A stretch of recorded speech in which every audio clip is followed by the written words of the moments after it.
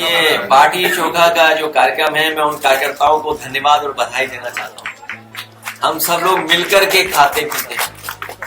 अभी तो वो विधायक बैठे बैठे खा रहे थे, अगर वो कहीं सरकार के खिलाफ खड़े हो गए तो क्या होगा सरकार तो। और फिर इलेक्शन कमीशन को ये भी सोचना पड़ेगा फिर कि एसआईआर का मतलब क्या हुआ, रिवीजन का मतलब क्या हुआ, इंसेंटिव उसका मतलब क्या हुआ।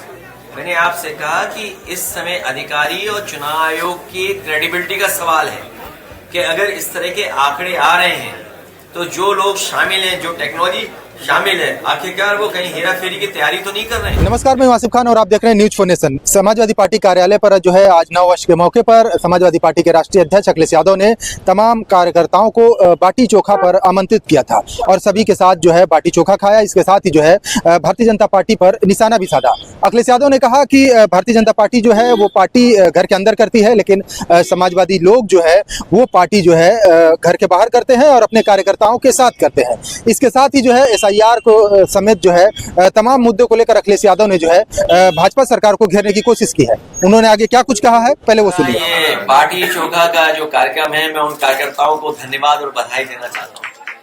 हम सब लोग मिलकर के खाते पीते हैं। अभी तो वो विधायक बैठे बैठे खा रहे थे, अगर वो कहीं सरकार के खिलाफ खड़े हो गए तो क्या होगा सरकार सरकार के खिलाफ वो खड़े हो गए तो सरकार का क्या होगा।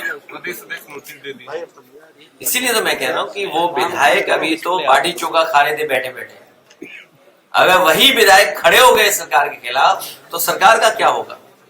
और इसलिए हम कार्यकर्ताओं को बधाई देंगे कि कार्यकर्ताओं ने बाटी चोखा का जो अच्छा कार्यक्रम किया, हम सब मिलकर के एक दूसरे के प्रति बहुत अच्छा व्यवहार है हमारे मिलजुल करके खाने का जो हमारा एक संस्कृति रही है, इसी तरह हम लोग एक दूसरे का सम्मान करते हैं।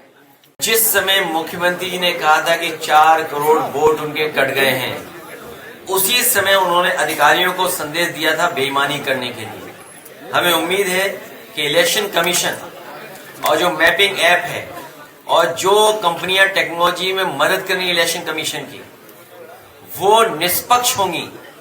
और इस समय इस तरह के डेटा आ रहे हैं, जो आंकड़े आ रहे हैं, वो साबित कर रहे हैं कि इलेक्शन कमीशन को और अधिकारियों को अपनी क्रेडिबिलिटी भी साबित करनी है।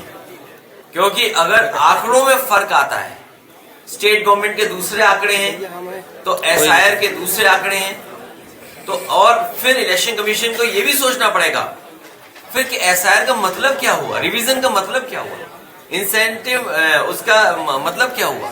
मैंने आपसे कहा कि इस समय अधिकारी और चुनाव आयोग की क्रेडिबिलिटी का सवाल है कि अगर इस तरह के आंकड़े आ रहे हैं तो जो लोग शामिल हैं, जो टेक्नोलॉजी शामिल है, आखिरकार वो कहीं हेरा फेरी की तैयारी तो नहीं कर रहे हैं। कहीं ऐसा तो नहीं कि मुख्यमंत्री ने जिस दिन इशारा किया था कि 4 करोड़ उनका वोट कट गया है, वो बेईमानी की तैयारी कर रहे हो टेक्नोलॉजी के साथ मिलकर। पश्चिम बंगाल में चुनाव, पश्चिम बंगाल में ममता बनर्जी जी बड़े वोटों से जीतने जा रही हैं। ये बीजेपी के लोग हर जगह साजिश करते हैं, षड्यंत्र करते हैं। इस बार साजिश षड्यंत्र उनका नहीं चलेगा।